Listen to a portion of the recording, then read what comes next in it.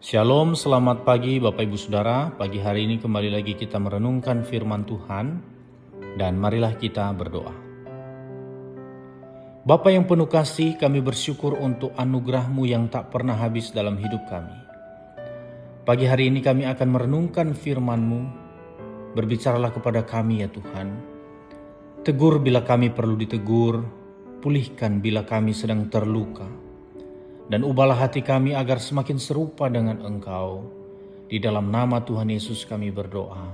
Amin. Bapak Ibu Saudara, tema renungan kita hari ini yaitu saat kasih mengalahkan ego.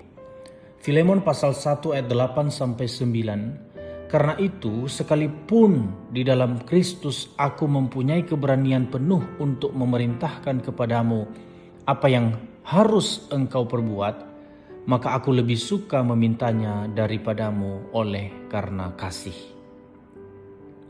Bapak Ibu Saudara, surat Filemon mengajarkan kita satu hal yang sangat relevan dalam kehidupan orang percaya, yaitu iman Kristen bukan hanya soal benar secara doktrin, tetapi juga benar dalam cara kita memperlakukan sesama.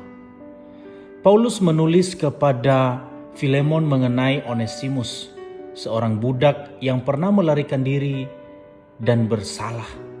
Sebagai tuan, Filemon memiliki kuasa, memiliki hak, bahkan memiliki alasan yang sah untuk menghukum Onesimus.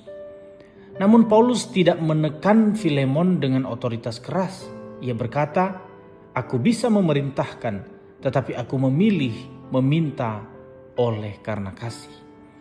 Disinilah Injil berkata, bukan dengan paksaan, melainkan dengan kasih yang menundukkan ego. Kasih selalu menantang ego. Ego berkata, aku benar, aku yang disakiti, aku pantas diperlakukan lebih baik. Tetapi kasih berkata, aku rela merendahkan diri. Aku memilih mengampuni.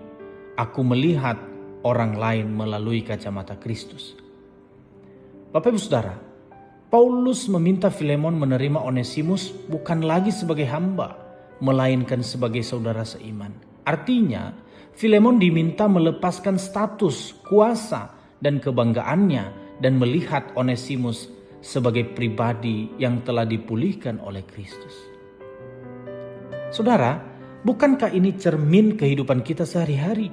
Dalam keluarga, pelayanan, pekerjaan, bahkan gereja, seringkali konflik terjadi bukan karena kurangnya firman, tetapi karena ego yang belum disalibkan. Mengasihi seperti Kristus memang mahal. Kasih itu menuntut kerelaan untuk kalah agar hubungan dipulihkan. Kasih menuntut keberanian untuk mengampuni meski luka itu nyata.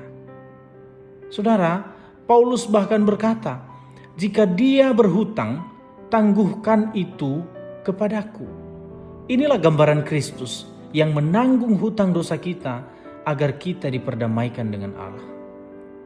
Saudara yang dikasihi Tuhan, renungan hari ini mengajak kita merenung dengan jujur.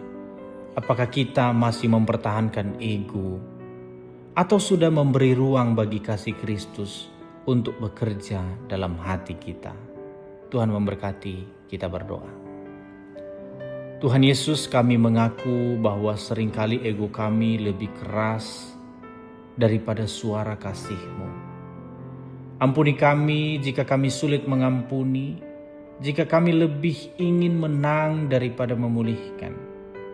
Ajari kami mengasihi seperti Engkau mengasihi, kasih yang rela berkorban, kasih yang memulihkan, kasih yang mengalahkan ego.